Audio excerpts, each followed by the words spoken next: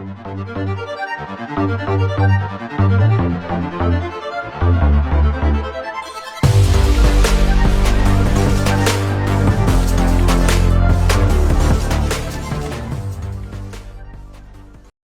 nossa próxima entrevista da série Thinkers em Ação é com o Bruno Assami. O Bruno Assami é o diretor da Unibis Cultural. E ele é muito bom nessa área de captação de recursos e ele nos dá uma aula nessa entrevista. E um dos pontos que ele levanta, que na verdade não apareceu nas outras entrevistas, é como é difícil quando uma parceria se desfaz. Né? É como um casamento, na verdade, porque deixa sequelas incríveis. Por isso, uma das sugestões dele é que a gente pense em como efetivamente, o que nós vamos fazer caso uma determinada parceria se desfaça. Né? Nós temos que ter isso em mente também, quando se pensa num plano de captação de recursos. É muito interessante a entrevista dele. Eu sou fruto de uma sociedade brasileira da qual eu atuo há 42 anos no terceiro setor. Eu tenho 57 anos, iniciei muito cedo, com 15 anos de idade, numa situação de bastante privilégio por questões familiares, e já pude me adentrar a esse setor para nada menos, nada mais do que no MASP. Né? O professor Bard estava vivo, minha família tinha relacionamentos com o professor Bard, porque eram famílias de colecionadores, e nessa ocasião eu pude, então, iniciar minha carreira profissional nesse ambiente. Eu falo dessa condição, né, Oriana, até para contextualizar um pouco desse pensamento, né? Não simplesmente para enaltecer o origem. Estou falando aqui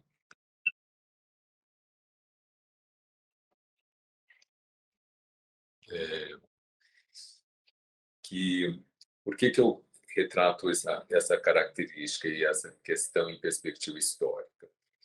Porque o Brasil, ele, como grande parte da sociedade contemporânea, ele foi feita uma escolha como valor de uma sociedade, né?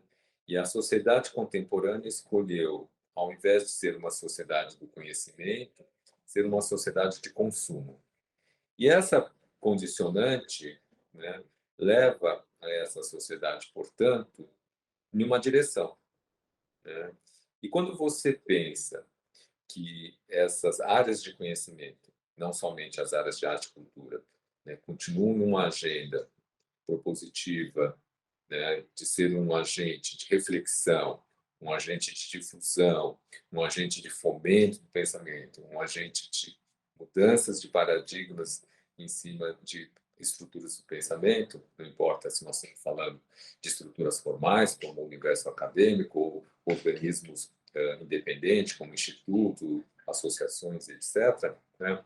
Essa massa crítica, né, tende a criar, portanto, uma agenda inserida nessa sociedade dita de consumo.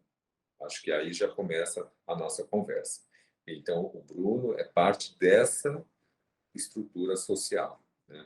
Eu trabalho há 42 anos, como te disse, em várias...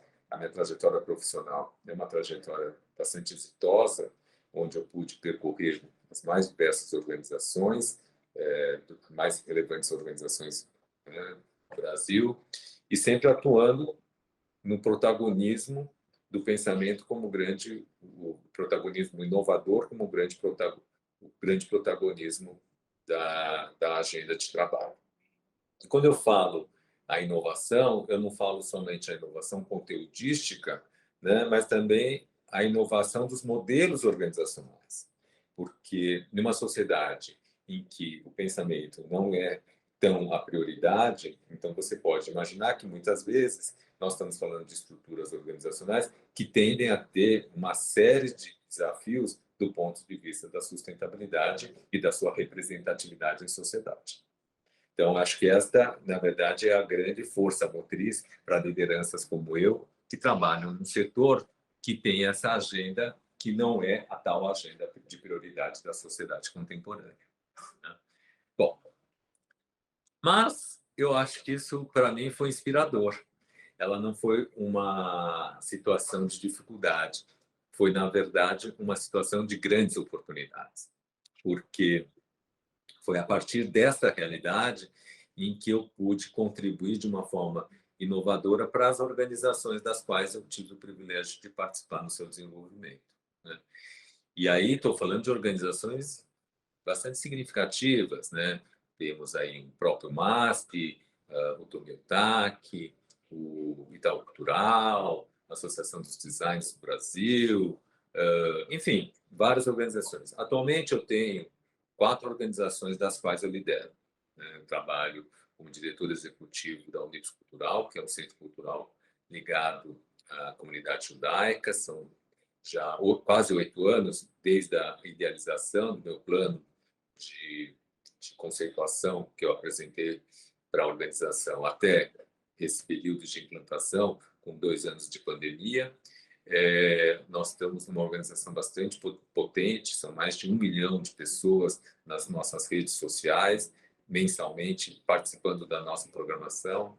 São mais de 400 lives anualmente, além de um prédio maravilhoso aqui na Oscar Freire, em São Paulo, com mais de 5 mil metros quadrados, né, 400 e tantos, 400, quase 500 eventos este ano que nós estamos realizando, exposições, concertos, mostras de filmes, debates, enfim, tudo que possa representar, né, a manifestação artística e cultural, nas mais de 30 áreas de conhecimentos que a gente trabalha. Tenho o prazer também, já há muitos anos, de ser o conselheiro cultural do Consulado de Portugal em São Paulo, onde tem uma agenda de inovação sobre as relações bilaterais Brasil e Portugal e sobre a questão da lusofonia, então, não somente no aspecto linguístico, mas toda uma questão que possa permear o conceito da língua portuguesa, né? Representam a Fundação Proa, que é uma fundação ítalo-argentina de arte contemporânea, que a gente tenta trabalhar esse diálogo entre arte contemporânea para a América do Sul, né? E, finalmente, idealizei um centro cultural sobre prevenção do câncer para o Hospital do Câncer de Barretos, do qual nós estamos em projeto e construção.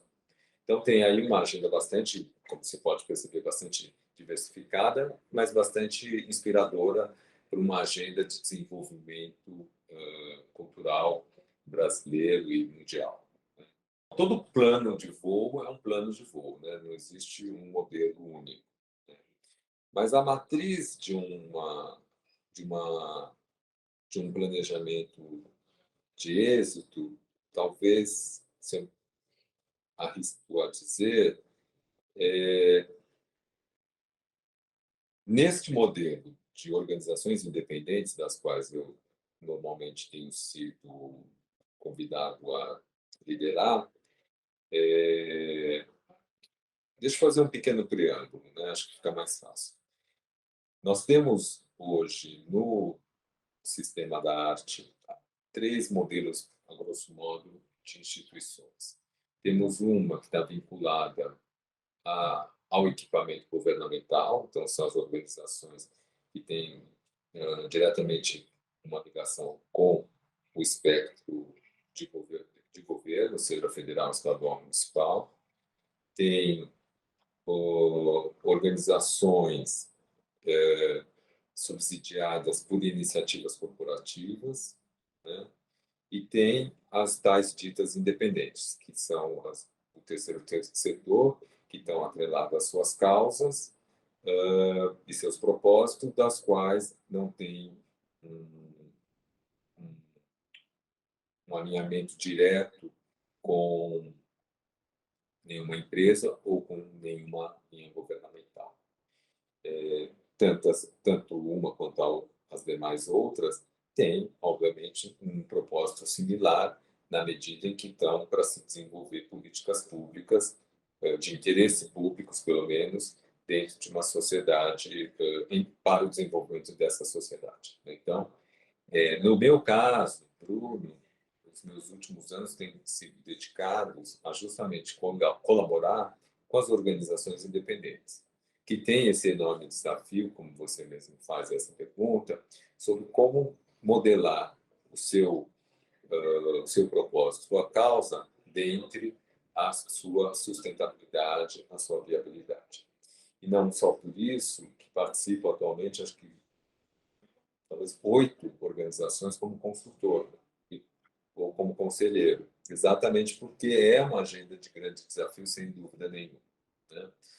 O que eu posso te dar assim como um norteador, né, talvez aí pelos tantos anos de senioridade em cima dessa experiência, é dizer o seguinte: o maior desafio, Oriana, é alinhar expectativas entre as políticas públicas que estão pautadas naquele momento, né, com os interesses empresariais em, em cima destas questões das políticas públicas, né, e a sua visão como organização.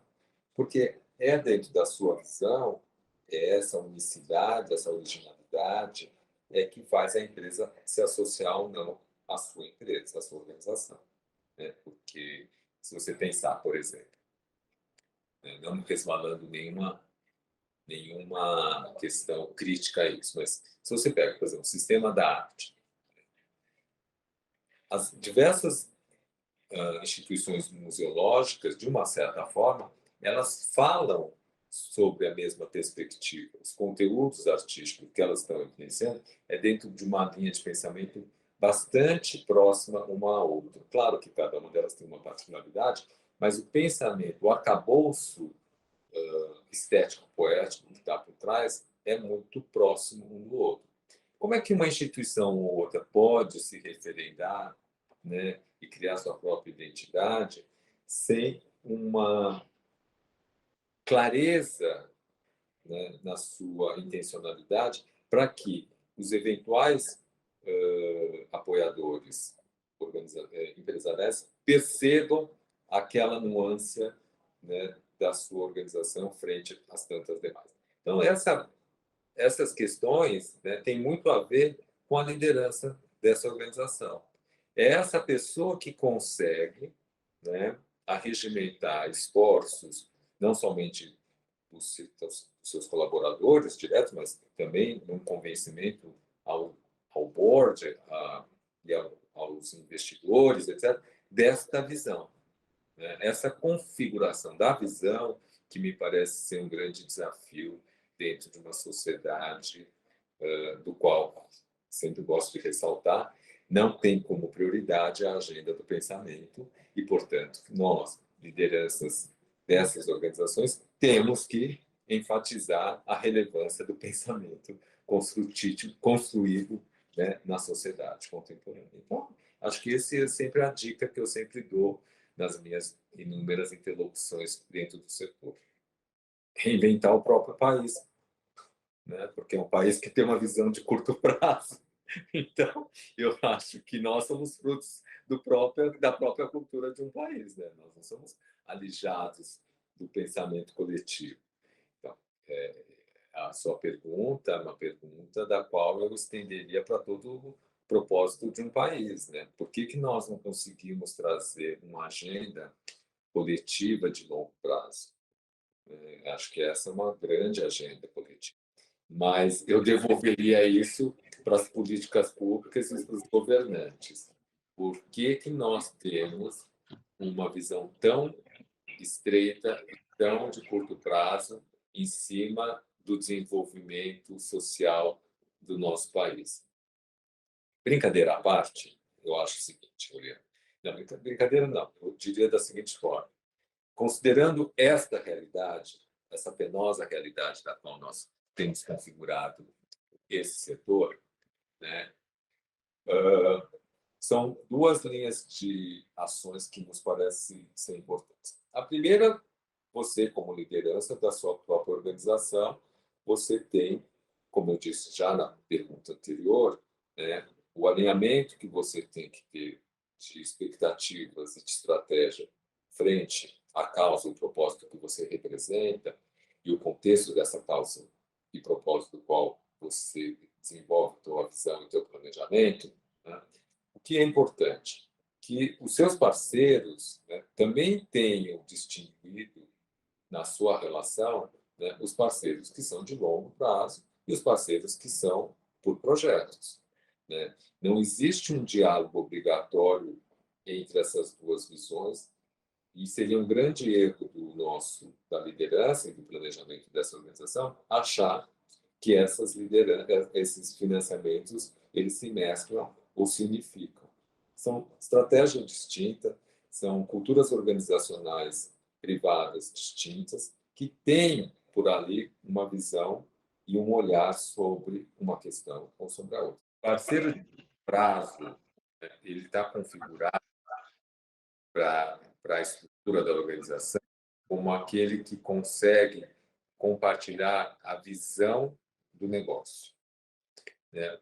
O plano de voo da organização. Entende? Então, ele está totalmente alinhado, né, a resultados dos projetos. Ele está alinhado, na verdade, com o que a instituição ela está construindo na sua perspectiva. E aí, essa terminologia construção em perspectiva está muito associada ao planejamento que cada organização tem e a visão que ela tem do seu propósito, do seu objetivo, da sua missão. Então, e esse financiador, ele está alinhado com essa questão. Os demais parceiros, financiadores, que estão ligados a projetos, esses são os que mais comumente você encontra no mercado, né? Que estão muito associados a essa cultura mais imediatista, que a gente até brincou no início da pergunta anterior. Ele tem uma visão de curto prazo, de resultados de curto prazo, né?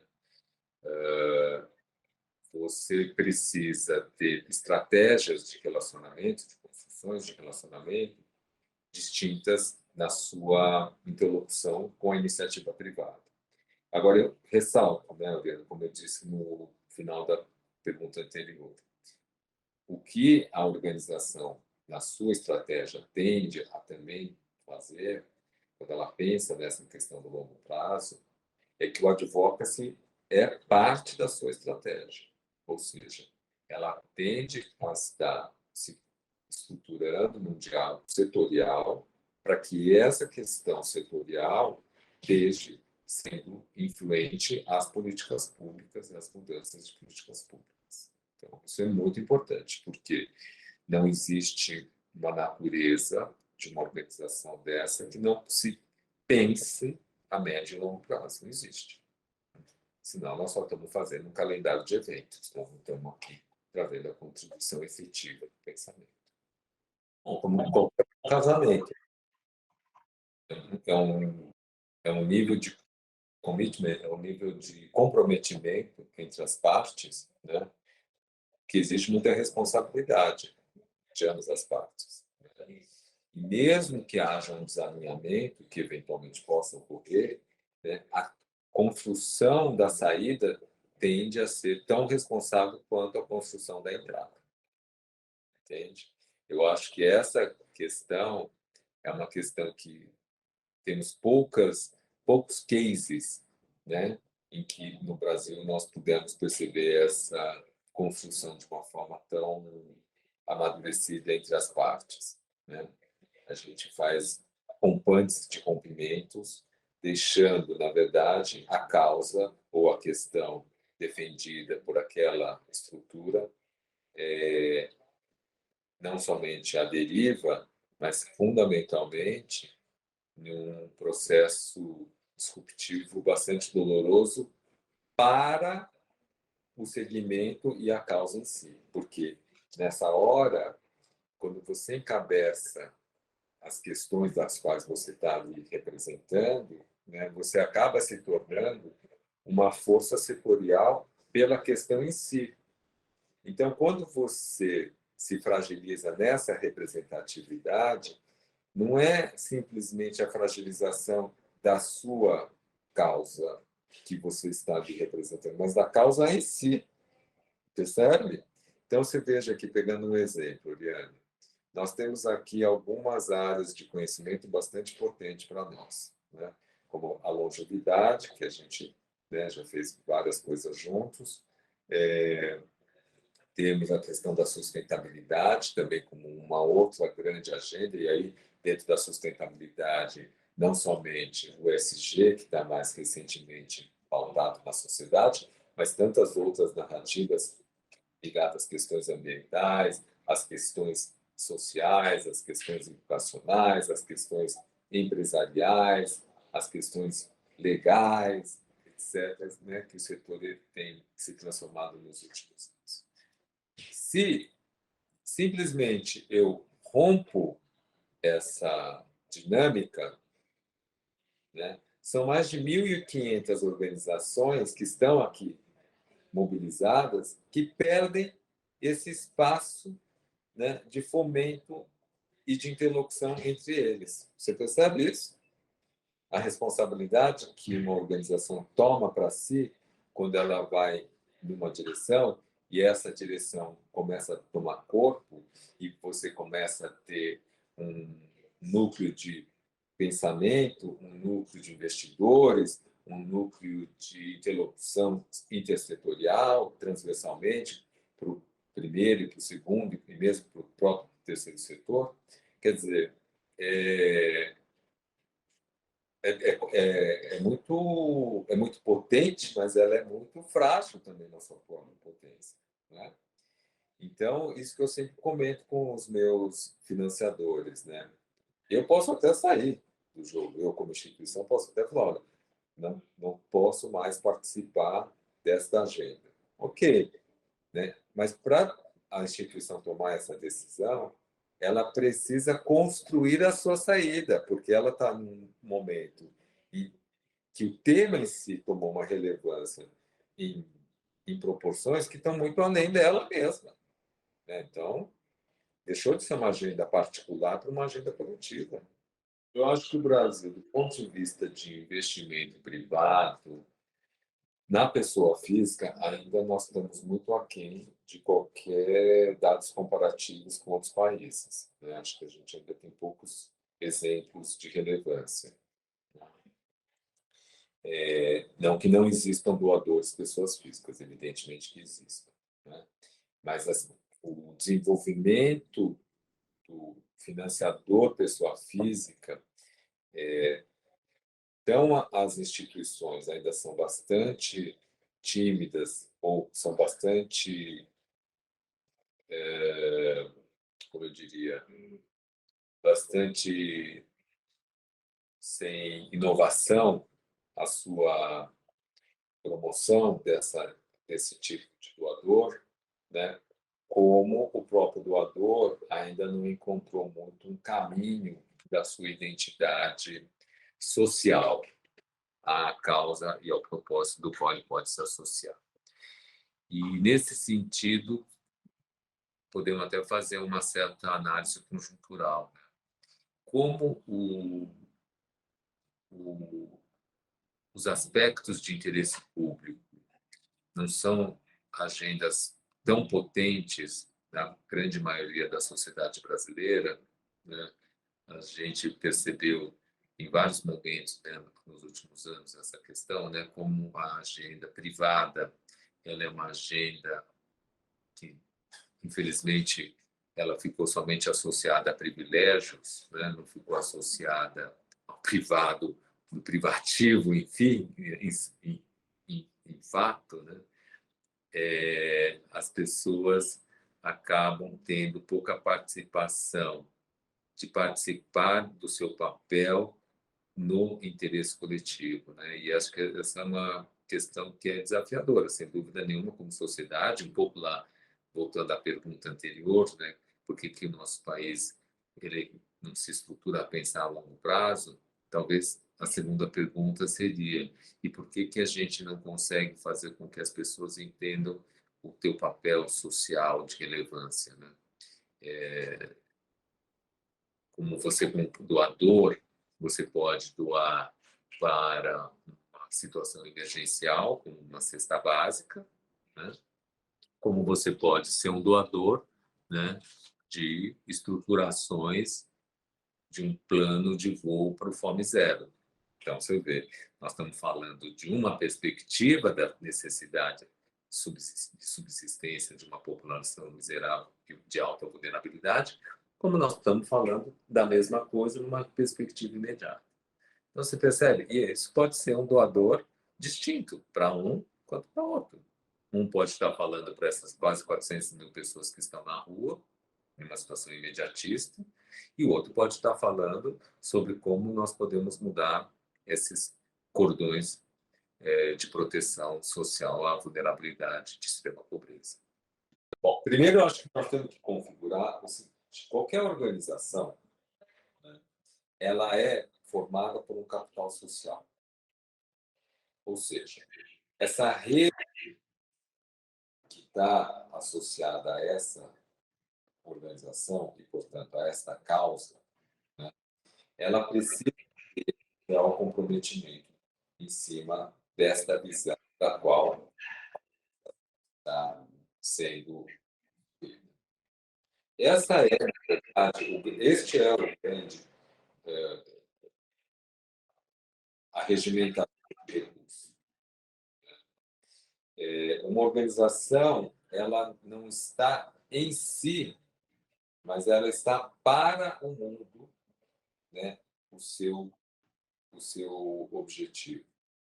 Então, esse tema, essa questão, essa causa, esta visão, ela precisa estar configurada neste capital social que está envolvido nesse propósito. Isso é um fato. A gente, qual é normalmente a estratégia? Normalmente é você ter um board comprometido.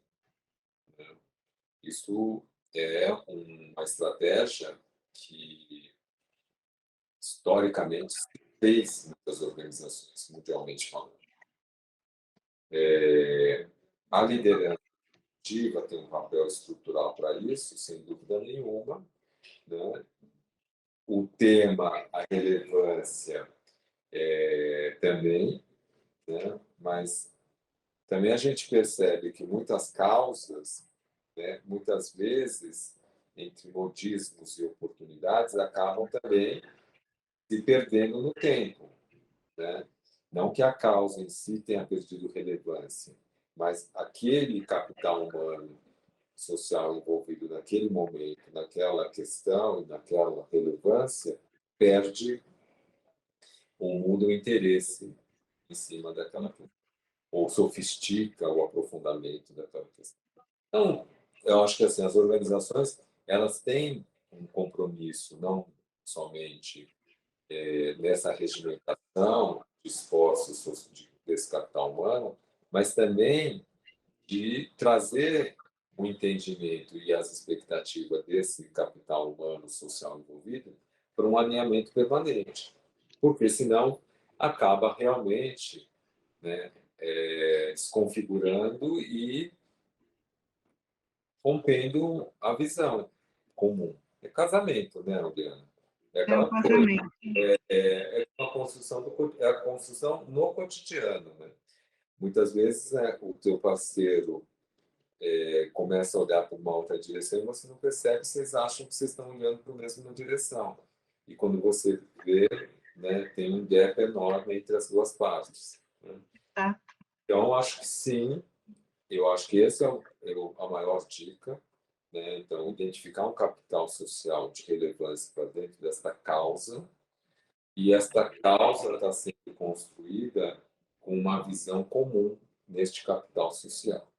Agora, você pode fazer isso de uma visão estratégica e você também tem uma série de ações táticas, né? Então, essas táticas são importantes, lógico, até para trazer novos capitais sociais, né? Então, você me pergunta, Bruno, eventos de forma são importantes? São.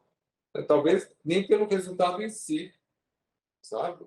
Mas para você trazer uma agenda de destaque naquele momento para um grupo de pessoas, talvez fosse importante esse evento, né? Então, se você tem como meta de longo prazo ter um papel importante de uma rede importante de um capital social, o evento que arregimenta pouco não significa que ele foi um fracasso, né? Ele pode ser a médio prazo, longo prazo importante, né? E um patrocínio nu e cru para curto prazo, pode resolver o problema do longo prazo no investimento de um evento que estava buscando novos parceiros sociais. Percebe? Então, por isso que eu acho, né, Oriana, é muito importante a liderança formular o pensamento e conseguir construir isso para dentro da organização. Porque as lideranças internas, elas precisam pactuar também com essa visão dessa liderança. Porque senão também fica um conjunto de esforços onde esses líderes internos não estão entendendo a estratégia, só estão entendendo a operação. E aí é um desgaste, porque toda essa agenda de fundraising é uma agenda plus a causa, não é uma agenda em si, né? A agenda em si é o objeto do projeto, o objeto da organização. Essa agenda captação, que toma, se não uma boa, considerável parte dos esforços, mas se não a maioria dos esforços, né? Ela começa a ficar dicotômica ou no propósito ou na percepção do colaborador interno também. Percebe? E isso você acaba perdendo uma parcela importante do capital humano que está arregimentado pela causa. Então, eu, por exemplo, eu gosto muito, eu tenho umas pequenas táticas que eu uso muito no interno, né? Eu gosto muito de anunciar os novos investimentos, os novos investidores, né, internamente. E digo valores, compartilho os números, compartilho tudo. Porque é um jeito das pessoas dimensionarem, né? Não só a meta que a instituição tem, a macrometa, né? Mas também de ver que aquele esforço coletivo está dando frutos, está frutificando numa direção, entendeu? Não é só um papel de relevância do líder aqui, que tem essa rede de influências externas que consegue, né, trazer esse capital de investimento. Na verdade, um conjunto de esforços, entregas, representatividade e relevância e compromissos gerenciais, né, por um uso aplicado ao recurso e blá, blá, blá, que faz, né, essas renovações virem ano a ano. Eu tenho sempre uma brincadeira que eu faço, eu participo de alguns grupos de lideranças setoriais, né, e eu me lembro que em vários momentos desses encontros, os meus colegas, né, sentam e falam que é uma realidade, né? Que 95% do tempo que eles gastam e se dedicam estão muito focados como líderes, como primeiro, né, líder dessas organizações, estão muito focados ao levantamento de recursos, aos fundraising. E que em ano tal foi pior, no ano tal foi muito pior, e no outro ano, esse último ano foi um desastre, enfim. E olha, Oriana, eu penso assim, eu não me lembro, eu estou há 42 anos neste setor, tá? Eu já vi esse setor se transformar muito. E deixa só te fazer uma passagem que eu acho importante, aproveitando a entrevista. Nós crescemos muito como setor, né? Talvez a percepção dos que começam agora, né, não percebam o quanto nós já caminhamos, né? Porque ainda parece muito embrionária a nossa atuação dentro de uma interlocução de relevância nas políticas públicas. Mas o que eu posso te dizer é que nós já caminhamos muito, muito, né? Hoje, numa percepção macro, né, o setor se reconhece como um setor de grande movimentação de mão de obra qualificada, um grande setor de produção, né, construção do simbólico da sociedade, né? Então tem alguns ganhos importantes. Eu trabalho há 42 anos nesse setor, como eu lhe disse anteriormente. E eu posso te dizer, Oriana, que nós avançamos muito setorialmente falando, sabe? Eu não coloco somente o setor de cultura, não. Eu coloco os setores sociais, né, avançaram muito. Claro que para quem inicia a jornada no tempo de hoje, ainda vê isso numa perspectiva imediata de que parece que a gente ainda é muito incipiente ou temos grandes, enormes desafios, etc. E, de fato, temos, né? Mas eles não estão pautados ao longo de 40 anos. Ele vem se transformando ao longo desses 40 anos em novos desafios robustos, né? Que exigem esforços hercúleos dos líderes e das pessoas que atuam nesse setor. Então, isso é um ponto que eu acho importante frisar, né? Porque quem começa sempre acha que está pegando o osso duro. Está pegando um osso duro, mas ele já está mais mole do que ontem. Isso eu acho que é um ponto importante. Outro ponto que me parece ser importante, né, é que o setor, né, hoje, ele percebe a sua relevância. Ele consegue configurar o seu papel, tanto no seu papel emissor de valores simbólicos de uma sociedade, né, como no seu papel de relevância em si. Entendeu? Porque se você pensar que o quanto essa economia, né, o setor da cultura hoje representa, o quanto ela impacta na economia global do país, é de alta representatividade, né? E eu não digo isso numa perspectiva econômica para fazer jus à linguagem do mercado, mas para nós percebermos que é uma excelente ferramenta desenvolvimentista, entendeu? Para um país, né?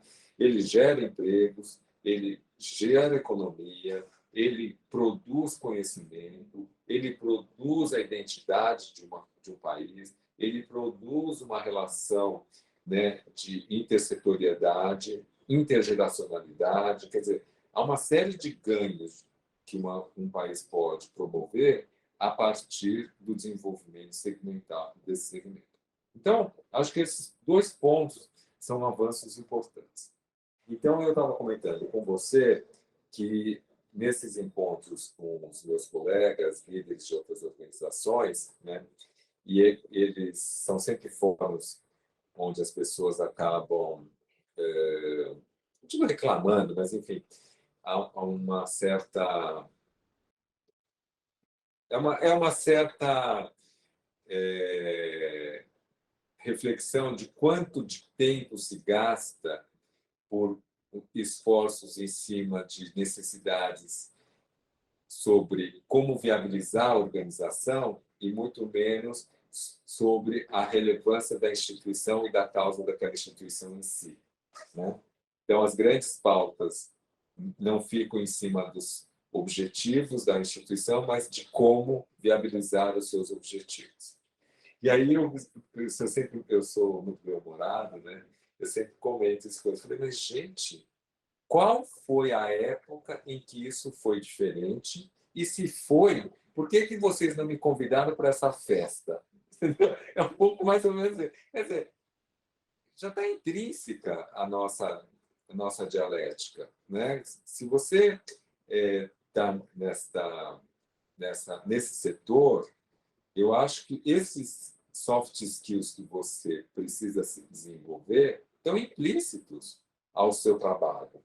Não existe uma liderança setorial que tenha potência, não digo poder, eu digo potência, né? A partir destes soft skills, porque isso é parte do seu trabalho de convencimento, porque o seu trabalho de convencimento como uma liderança está no interno, ou seja, nos seus colaboradores, nos seus conselheiros e, fundamentalmente, na sua interlocução com a sociedade. Então, quer dizer, e essa sociedade, ora representada pela sociedade civil de um modo geral, ora representada por um grupo de empresários e financiadores de programas dessa estrutura. Então, é uma brincadeira, mas é uma verdade. No fundo, a agenda da qual você lidera é uma agenda de permanência, né? Claro que eu penso que, como gestor, né, que tem uma visão de médio e longo prazo, eu acho que nós temos uma agenda, uma advocacy muito importante a ser vencida a médio e longo prazo, né? Em um governo futuro que vem agora a assumir, essa discussão é uma discussão que tem potencial de frutificar? Tem. No governo anterior, acho que era muito difícil, muito pouco. Então, obviamente, que qualquer tipo de conversa nesse sentido estava em pausa. Não é que deixou de existir, já estava em pausa. Acho que haviam necessidades mais emergenciais a serem cuidadas, né? Agora, numa perspectiva futura, talvez essa seja uma interlocução possível, a se voltar as organizações se organizar para poder ter essa representatividade, né, dentro da tua visão a ser compartilhado e influenciar as políticas públicas para tal. Eu digo o seguinte, Oriana, o desafio como sociedade contemporânea são muitas camadas de desafios, né? Eu acho que a primeira fala que eu digo, eu reitero na nossa conversa. O grande desafio para organizações que se pautam como seu capital de desenvolvimento ou conhecimento, né? Nós já temos um desafio em si de uma sociedade pautada pelo desenvolvimento do consumo e não pelo desenvolvimento do pensamento. Acho que essa é a grande questão, né? Esse é o guarda-chuva que nós temos para discutir. Dentro disso, né, temos aí várias hierarquias e várias questões que afligem de longo, médio e curto prazo, né? Resumidamente, por uma organização que está nascendo, né, o capital social é estrutural. O papel, né, das ações de relacionamento e das ações de fundraising são fundamentais, mas elas podem estar com objetivos distintos. E a gente precisa entender os objetivos, entendeu? Porque a visão também é a mesma coisa, médio e longo prazo. Então, não dá para confundir tudo, colocar tudo no mesmo cesto. A mesma coisa com relação aos financiadores, né? Existirão construções e estratégias para investidores de longo prazo, como para curto prazo, para projetos específicos. E um ponto que eu acho importante, o advocacy, né? Eu acho que as instituições, elas pleiteiam muito pouco dentro de uma visão de longo prazo, né? Até porque as necessidades prementes estão sempre mais emergenciais. Então, acho que elas não podem deixar de esquecer uma visão de longo prazo para as suas permanentes. Recentemente, como você sabe, o endowment começou a ser parte dessa estratégia de organizações. Mas o endowment é um tipo de estratégia já para organizações que o capital social está bastante amadurecido, né? Então, as pequenas empresas, essas pequenas organizações que você me pergunta, né, elas ainda eu acho um pouco, apesar de já terem ferramentas fiscais que ajudam a construção dos endowments, eu ainda acho que as instituições pequenas elas ainda se resvalam de necessidades mais emergenciais. Mas, obviamente, que tem que estar na visão do líder todas essas possibilidades de construção, né? Você veja, eu tenho aqui um caso de uma dessas organizações das quais eu trabalho, em que o endowment vai começar, né, por uma doação de grande quantia que não estava previsto no planejamento. Percebeu? Então, é um salto. Agora, se a liderança não tem isso claro, né, ela pode perder a oportunidade. Ela pode nem ler a oportunidade, né? Porque se ela está tomada tanto a sobrevivência ao cotidiano dela, ela nem percebe que uma situação dessa possa surgir. Então, eu acho importante a liderança ser uma liderança bastante antenada às diversas estratégias que o mercado tem apontado.